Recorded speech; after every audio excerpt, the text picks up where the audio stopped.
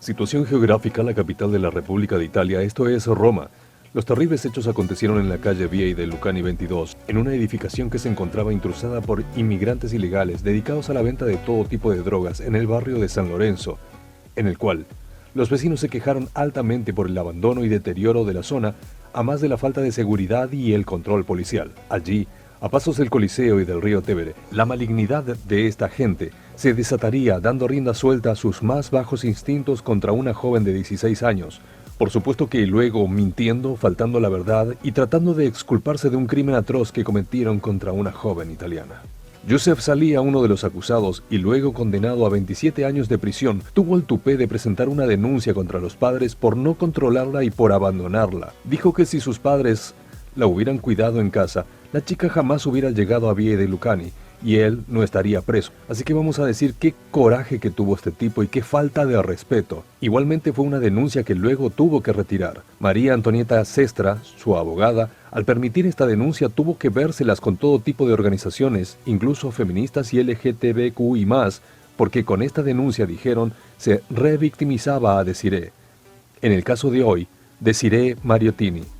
El 18 de octubre de 2018 llega a la estación de trenes de Termini, en Roma, y se dirige al edificio en el barrio de San Lorenzo, a pocos centenares de metros, en busca de estupefacientes. Él ya estaba acompañado por Antonella Fauntleroy, joven inmigrante africana que por entonces tenía 21 años y era más precisamente de la República de Botsuana, bien al sur del continente africano, con la que se cree se conocían hacía pocas semanas y se sospecha que le habría vendido drogas en muchas oportunidades, aún sabiendo que Desiree era menor de edad.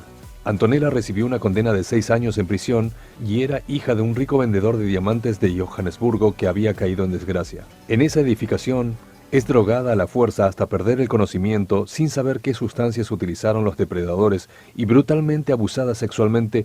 No se sabe a ciencia cierta por qué cantidad de hombres ni cuántas veces. Si bien hay 4 procesados, existe la sospecha que 3 o 4 hombres más la sometieron y que fue forzada de brazos y piernas, según comentaron los investigadores. Y luego fue dejada, abandonada en un camastro por más de 10 horas agonizando, en las cuales, si sus victimarios hubieran llamado al servicio de emergencias, Desiree hubiera sobrevivido. Pero este grupo de lacras prefirió dejarla en un estado de inconsciencia, vaya a saber por qué. En realidad, sabemos por qué. Eran inmigrantes ilegales que quizás ingresaron por Lampedusa, cual si fueran pobres refugiados. Quisiéramos saber qué habrá dicho el Papa Francisco sobre este caso.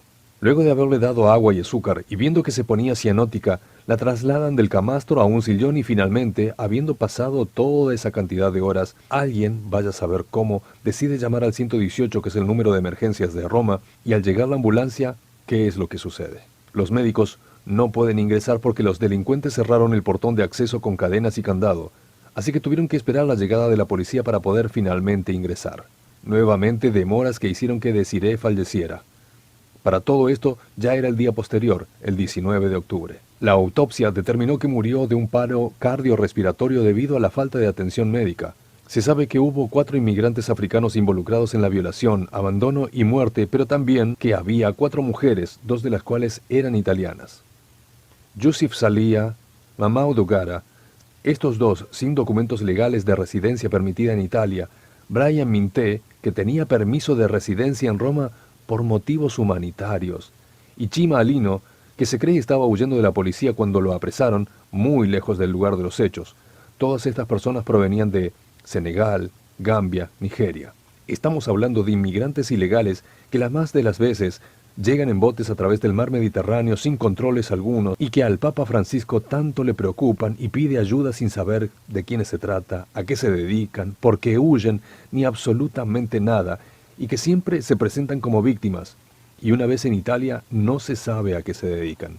Los acusados echaron la culpa a Desiree porque había llegado hasta ellos por una severa abstinencia de drogas, se dice, y aclararon que todos ellos tuvieron relaciones consentidas por la joven, culpándose entre ellos los unos a los otros por la violencia ejercida contra el cuerpo de la joven. Esto es porque ninguno de ellos aceptó haberle hecho daño físico. Según la autopsia, la joven nunca había mantenido relaciones sexuales hasta ese momento.